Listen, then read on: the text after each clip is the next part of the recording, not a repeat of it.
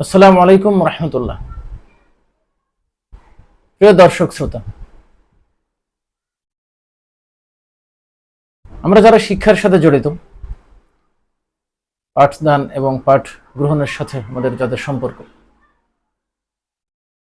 আমরা একটা বিষয় লক্ষ্য করছি এবং সাধারণ মানুষেরাও সেটা অবশ্যই দেখতে পাচ্ছেন। তবে সাধারণ মানুষের চেয়ে আমাদের দৃষ্টিটি হয়তো একটু প্রখর হতে পারে। আমরা যেহেতু শিক্ষা দান এবং শিক্ষা গ্রহণের সাথে সম্পর্কিত, সেজন্য হয়তো আমার কাছে বিষয়টি কথা বলার মতো বেশি বিষয় মনে হয়েছে। আর যারা সাধারণ মানুষ আছেন, তাদের হয়তো এই বিষয়টি নিয়ে বেশিরভাগ মানুষের মনেই ভাবনার উদয় হয় না। সেজন্য আমার কাছে মনে হয়েছে বিষয়টি নিয়ে কথা বলা দরকার, তাই আজ কথা বলতে শুরু করলাম। মানুষ তাদের সন্তানদের কেন শিক্ষা প্রতিষ্ঠানে পাঠায়? জ্ঞান অর্জনের জন্য, শিক্ষা গ্রহণের জন্য। আমরা তো কথায় কথায় বলি শিক্ষা জাতির মেরুদণ্ড, জ্ঞানী আলো। এসে অনেক কথা আমরা সে ছোটবেলা থেকেই বলি এবং শুনে আসছি। কিন্তু এখন আমরা যেন অন্য বিষয় দেখতে পাচ্ছি, অর্থাৎ পাশের হার বাড়ছে, ডিগ্রিধারীদের সংখ্যা বাড়ছে। এর সাথে আমরা যে বিষয়টি দেখতে পাচ্ছি, কি দেখতে পাচ্ছি সেটি আমি একটু কয়েকটি দৃষ্টান্ত দিতে চাই। এখন একটা নতুন বিষয় দেখা যায় কয়েক বছর ধরে, যেটার নাম হলো কিশোর গ্যাং। এই কিশোর গ্যাং কারা? এই 14-15 বছর থেকে শুরু করে 20-22 বছর, সর্বোচ্চ 20 বছর বয়সীদের কতগুলো গ্রুপ। এই ছেলেগুলো সংগঠিত হয়ে এমন কোনো অপরাধ নেই যেটা তারা সংগঠিত করছে না। এই বিষয়টির ইতিহাস খুব বেশি পুরনো নয়। কেউ তো বলতে পারবে না এই বিষয়টি 20-50 বছর আগে থেকে চলে আসছে। এটা একেবারে সাম্প্রতিক কালের ব্যাপার। কিন্তু এই সাম্প্রতিক সময়ে এই বিষয়টি এতটাই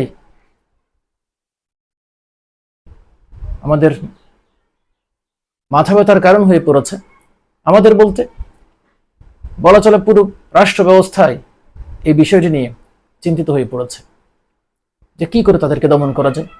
তাদের বিরুদ্ধে দমন অভিযান চালানো হচ্ছে, বিভিন্ন সময় গ্রেফতার করা হচ্ছে, বিচারের আওতায় আনা হচ্ছে,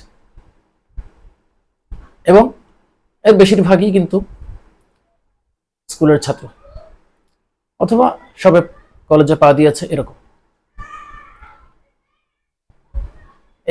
এই অংশগুলো স্কুল এবং কলেজের ছাত্র। এরপর আরেকটু পেছন থেকে, আরো কিছু পেছন থেকে, আরো কিছু আগে থেকে আমরা শুনতে পাচ্ছি ইভটিজিং একটা শব্দ। ইভটিজিং শব্দ, এটা দিয়ে কি বোঝায় সেটা ব্যাখ্যা করে বোঝানোর প্রয়োজন নেই।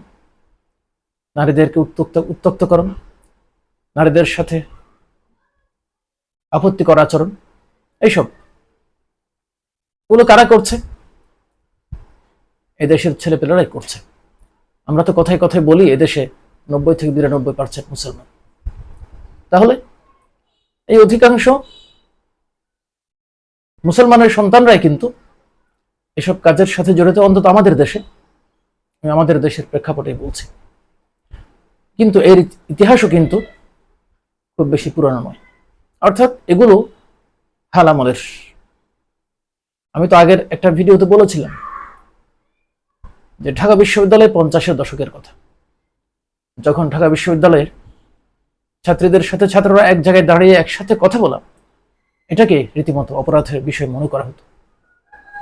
সে 50-এর দশক, অর্থাৎ 50 থেকে 60, এই 10 বছরকে বলা হয় 50-এর দশক। 1950 থেকে 60 এই সময়টা, অর্থাৎ 20 শতকের 50-এর দশক। এই কয় বছর হলো, এই কয় বছর আগের কথা।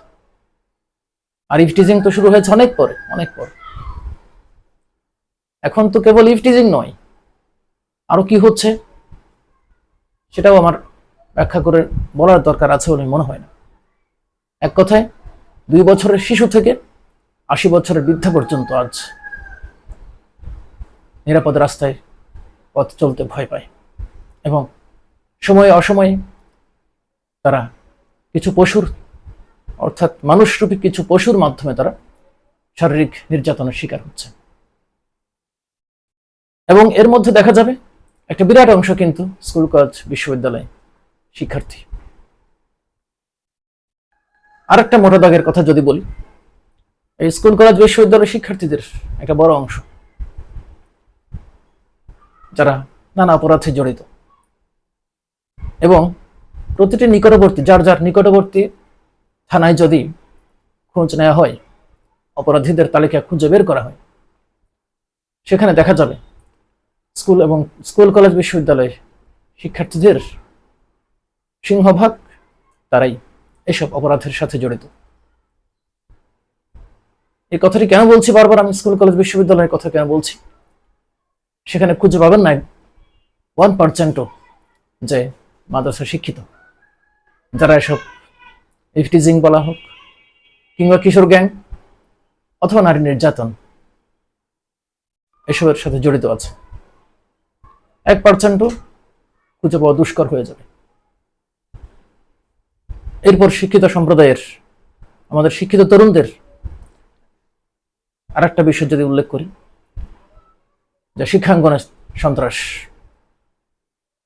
এক্ষেত্রে এখন আবার কেবল ছাত্রদের মধ্যে এটি সীমাবদ্ধ নয়, এটি এখন ছাত্রীদের মধ্যেও ছড়িয়ে পড়েছে। ঢাকার নামি দামি কয়েকটা কলেজে তো ইতিমধ্যে অনেকবার এসব ঘটনার সংঘটিত হয়েছে, এবং বিশ্ববিদ্যালয়েও এসব ঘটনার বিভিন্ন পত্রিকায় শিরোনাম হয়েছে ইতিমধ্যে অনেকবার। এবং নামি দামি বিশ্ববিদ্যালয়, বুয়েট মেডিকেল কলেজ থেকে শুরু করে বড় বড় কলেজগুলোতে পর্যন্ত অহরহ সংঘটিত হচ্ছে এই শিক্ষাঙ্গনে ছাত্র রাজনীতির নামে ছাত্র সংঘাত, সংঘর্ষ, হত্যা, একে অন্যকে মারধর ও নিত্য নৈমিত্তিক ব্যাপার। অসংখ্য ছাত্র ইতিমধ্যে এই বাংলাদেশের ইতিহাসে, অসংখ্য ছাত্র এই ছাত্র সংঘর্ষের, অর্থাৎ শিক্ষাঙ্গনে সন্ত্রাসের বলি হয়েছে, এবং তারা সবাই শিক্ষার্থী, তারা ডিগ্রিধারী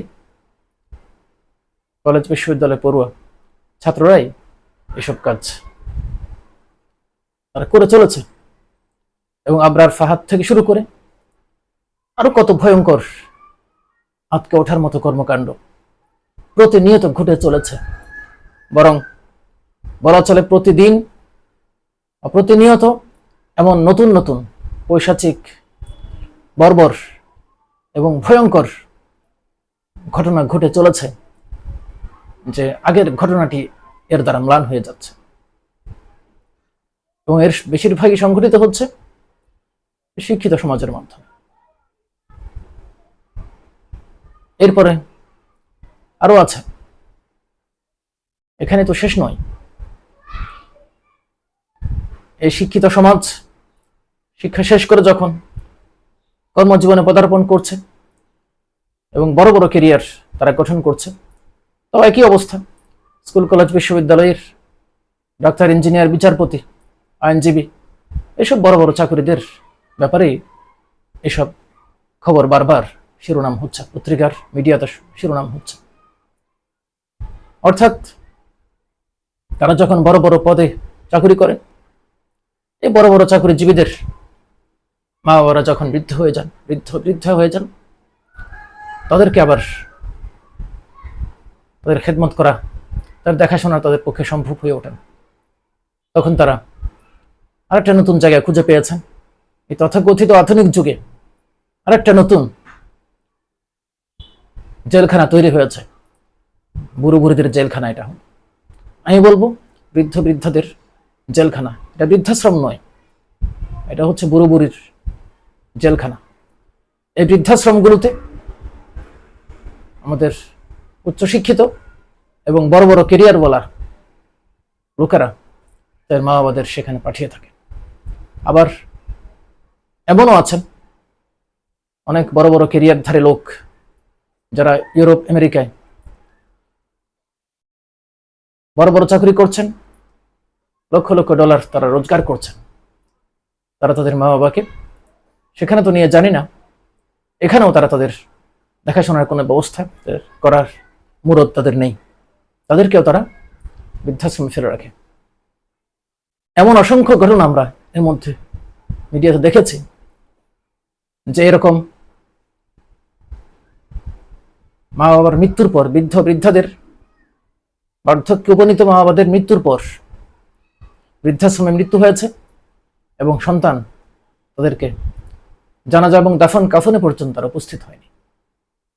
এবং তারা সাফ জানিয়ে দিয়েছে কর্তৃপক্ষকে, অর্থাৎ বৃদ্ধাশ্রমের কর্তৃপক্ষকে তারা জানিয়ে দিয়েছে যে তাদের হাতে পর্যাপ্ত সময় নেই, তারা ব্যস্ততার কারণে আসতে পারছেন না।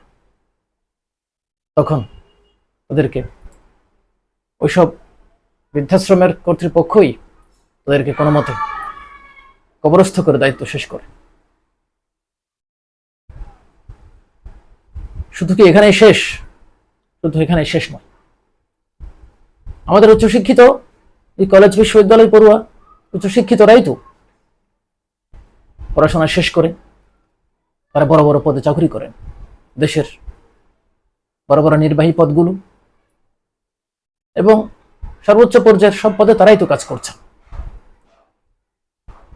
এবং তাদের দ্বারাই দেশ পরিচালিত হচ্ছে।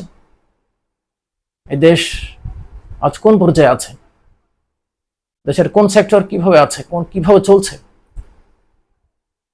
দেশের এমন কোন সেক্টর কি আছে যেখানে, বিশেষ করে সরকারি প্রতিষ্ঠানের কথা যদি বলি, যেখানে উৎকোচ ছাড়া, ঘুষ ছাড়া তাদের কারো কোনো কার্যোদ্ধার সম্ভব? এটা তো সবাই জানে। একেবারে ইউনিয়ন পরিষদ কার্যালয় থেকে শুরু করে সচিবালয় পর্যন্ত। আমি এখানে কাউকে দোষারোপ করার জন্য বলছি না, আমি দেশের একটা সাধারণ অবস্থা, দেশের সার্বিক একটা অবস্থার পর্যালোচনা করছি মাত্র। এই যে পরিস্থিতি, এই পরিস্থিতির মধ্যে আমরা আমাদের জীবনযাপন করতে হচ্ছে আমাদের। আমি আবারও বলছি, এই অবস্থার মধ্যে, এই পরিস্থিতিতে আমরা যারা জীবনযাপন করছি এবং এই পরিস্থিতির মুখোমুখি হচ্ছে উচ্চশিক্ষিতদের বিভিন্ন লোকদের দ্বারা, বিভিন্ন পদস্থ ব্যক্তিবর্গের দ্বারা, সেখানে আপনি খোঁজ নিয়ে দেখবেন যে সেখানে মাদ্রাসা শিক্ষিত কয়জন আছে, কয় পার্সেন্ট আছে। সেখানেও খুঁজে পাবেন বেশিরভাগ স্কুল কলেজ বিশ্ববিদ্যালয় ডিগ্রিওয়ালারাই। তাহলে কি বার্তা দিচ্ছে আমাদেরকে? আমরা কি বুঝতে পারছি? এই বড় বড় দালানের বিশ্ববিদ্যালয়গুলো সরকার কোটি কোটি টাকা যে ব্যয় হচ্ছে এই শিক্ষার্থীদের পেছনে, পাবলিক এবং সরকারি বিশ্ববিদ্যালয়গুলোতে, মেডিকেল কলেজ, বুয়েটে এবং সরকারি আরো যেসব ইঞ্জিনিয়ারিং কলেজ থেকে শুরু করে আরো যেসব সরকারি প্রতিষ্ঠানগুলো আছে, একেবারে প্রাইমারি থেকে সরকারি প্রাইমারি, সরকারি হাই স্কুল, সরকারি কলেজ, এই সবগুলোর কথাই যদি বলি, এগুলোতে সরকারের বিশাল বাজেট শিক্ষার্থীদের পেছনে ব্যয়িত হচ্ছে। এত বিশাল বাজেট ব্যয় করার পর যে জনগোষ্ঠী তৈরি হচ্ছে, যে শিক্ষিত সম্প্রদায়, যে ডিগ্রিধারী লোকজন তৈরি হচ্ছে, তাদের কাছ থেকে আমরা এসবই আমরা দেখতে পাচ্ছি। এখন আমার সাথে কেউ দ্বিমত পোষণ করে বলতে পারে যে সকল ক্ষেত্রেই তো নেতিবাচক দিক আছে। অবশ্যই আছে, নেগেটিভ পজিটিভ ছাড়া কোনো কিছুই চলে না। এই যে বিদ্যুৎ বাতি জ্বলে, ইলেকট্রিসিটি, সেখানেও নেগেটিভ পজিটিভ রয়েছে। কিন্তু এই নেগেটিভ পজিটিভ সমান বা দুটোর প্রয়োজন রয়েছে, কিন্তু তার মানে এই নয় যে কোনো ক্ষেত্রে 95% নেগেটিভ হবে আর 5% পজিটিভ হবে। এখন তো বর্তমান অবস্থা এমন দাঁড়িয়েছে, নেগেটিভিটির খেলায় শেষ পর্যন্ত পজিটিভিটি আজ উধাও হয়ে গেছে। কেউ যদি কোনো প্রতিষ্ঠানে কল্যাণ চায়, প্রতিষ্ঠানে সততা মূল্যবোধ রক্ষা করে চলতে চায়, অন্যায়ের বিরুদ্ধে প্রতিবাদ করে, তার অবস্থা কি হয়? সে তখন কোণঠাসা হয়ে পড়ে। হয় তাকে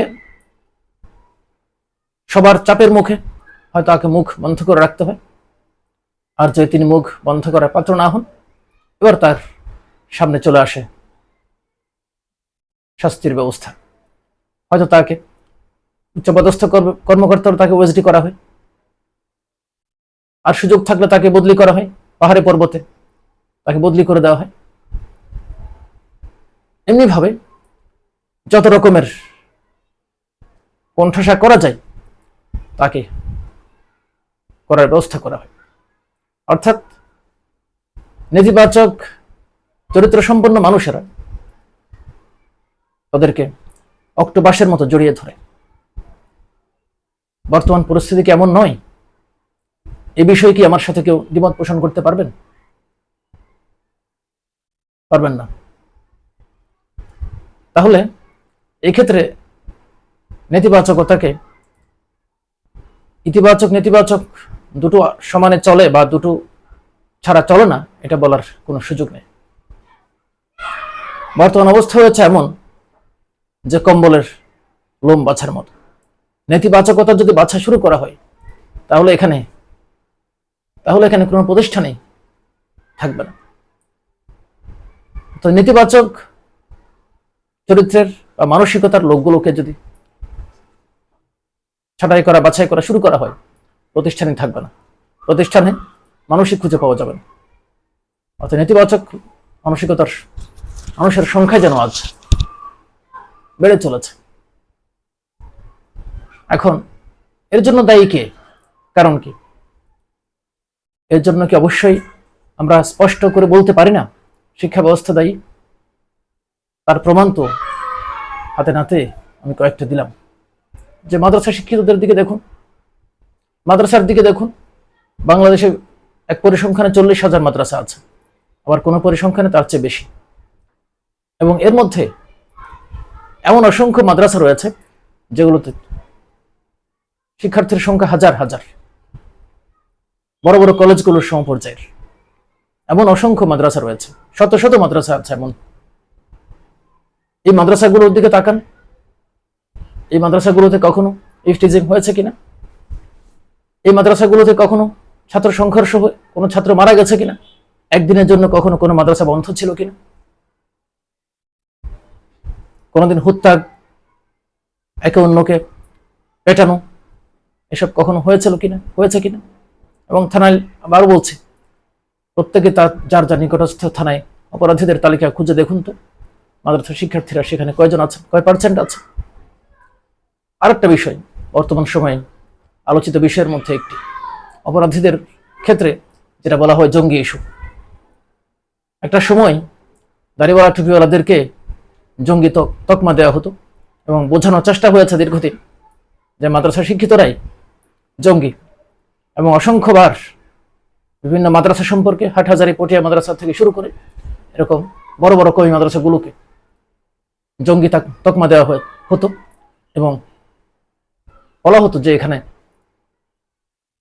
অস্ত্র প্রশিক্ষণ দেওয়া হয়। কিন্তু শেষ পর্যন্ত এসব অভিযোগ মাঠে মারা গেছে এবং এগুলো কখনোই কেউ প্রমাণ করতে পারেনি। কোনো মিডিয়া বা কোনো কর্তৃপক্ষ কেউ এগুলোর প্রমাণ কখনো হাজির করতে পারেনি। তাহলে এই যে ব্যাপারগুলো আমরা দেখার পরেও আমরা কি বুঝবো না যে এর পেছনে মূল কারণ কি? এর পেছনের কারণ যদি আমরা বুঝতে না পারি তাহলে আমাদের সামনে অগ্রসর হওয়ার, এখান থেকে উত্তরণের কোনো পথ নেই। ডাক্তার যেমনি ভাবে যদি রোগ নির্ণয় করতে না পারেন, সেখান থেকে তার পক্ষে সঠিক চিকিৎসা সম্ভবপর নয়, ঠিক এখানেও একই অবস্থা। আমাদের আমাদের ক্ষেত্রেও তাই, এই জাতির ক্ষেত্রেও তাই। এই জাতি যদি উপলব্ধি করতে না পারে যে এই জাতির এই অধঃপতন, এই অবক্ষয়, এই দুর্নীতির দেশ আকণ্ঠ নিমজ্জিত হওয়ার পেছনে কারণ কি, এর জন্য যে প্রধানত একেবারে প্রধানত দায়ী যে শিক্ষা ব্যবস্থা এই নীতি নৈতিকতাহীন, মনুষ্যত্বহীন কেরানি তৈরির, এই যে ঔপনিবেশিক আমলের প্রবর্তিত কিছুটা ঘষা মাজা করে আজও চলে আসা সেই স্কুল, কলেজ এবং বিশ্ববিদ্যালয় শিক্ষা ব্যবস্থা, শিক্ষা কারিকুলামই যে প্রধানত দায়ী, এটি যদি আমরা এখনো বুঝতে না পারি তাহলে আমাদের আরো অনেক বেশি ধ্বংসের জন্য অপেক্ষা করতে হবে। আমি খুব চ্যালেঞ্জ করে বলতে পারি কর্তৃপক্ষকে, সকল অভিভাবকদেরকে আমি বলতে পারি, আমাদের পক্ষে তো আর দেশের কারিকুলাম পরিবর্তন করা সম্ভবপর নয়, কিন্তু তারপরেও আমি বলছি যে যে সমাধান এখানেই। সকল শিক্ষা প্রতিষ্ঠান, স্কুল, কলেজ, বিশ্ববিদ্যালয়গুলোতে আল্লাহর কোরআন, 30 পারা কোরআন অর্থ এবং তাফসির সহ পড়াতে শুরু করা হোক। প্রিয় নবী সাল্লাল্লাহু আলাইহি সাল্লামের পূর্ণাঙ্গ সিরা, পূর্ণাঙ্গ জীবন প্রথম শ্রেণী থেকে মাস্টার্স পর্যন্ত বাধ্যতামূলক করে দেওয়া হোক।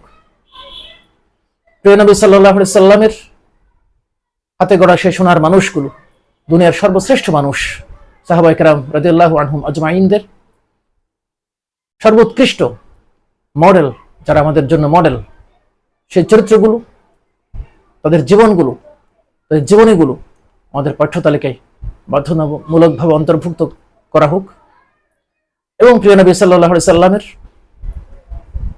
হাদিস শরীফ, অন্তত পক্ষে প্রিয় নবী সাল্লাল্লাহু আলাইহি সাল্লামের যে বিশুদ্ধতম 6টি হাদিস গ্রন্থ, যেগুলোকে সিহাসাত্তা বলা হয়, যেগুলো প্রতিটি মাদ্রাসায় কামিল এবং দাওরা পর্যায়ে, কওমি মাদ্রাসার দাওরা পর্যায়ে এবং সরকারি মাদ্রাসা কামিল পর্যায়ে বাধ্যতামূলক পড়ানো হয়, সিলেবাসের অন্তর্ভুক্ত।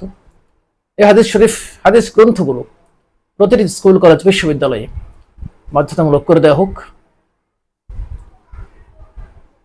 এবং এই জাতির সত্যিকার ইতিহাস,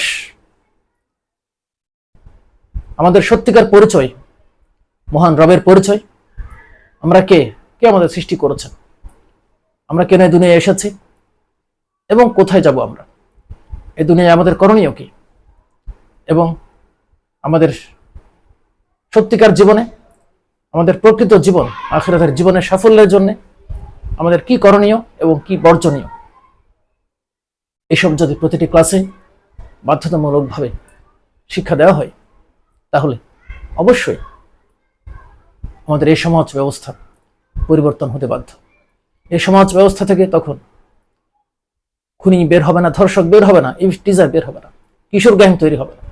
এখান থেকে তৈরি হবে সৎ চরিত্রের, উত্তম চরিত্রের সুন্দর সুন্দর মানুষ তৈরি হবে।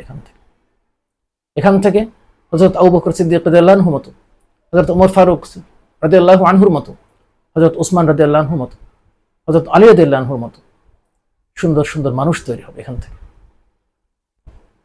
তো যাই হোক, এক্ষেত্রে আমাদের কি করণীয়? আমাদের করণীয় আমাদের নিজেদেরকে আল্লাহর কালাম এবং প্রিয় নবী সাল্লাল্লাহু আলাইহি সাল্লামের হাদিস শরীফ অধ্যয়ন করতে হবে। সন্তানদেরকে বাধ্যতামূলকভাবে এই বিষয়গুলো পড়ানো শুরু করতে হবে। এভাবেই একজন মানুষের সত্যিকার মানুষ হওয়া সম্ভবপর। আজ এই পর্যন্ত, পরে আবার কথা হবে ইনশাআল্লাহ তাআলা। আসসালামু আলাইকুম ওয়া রাহমাতুল্লাহি ওয়া বারাকাতুহু।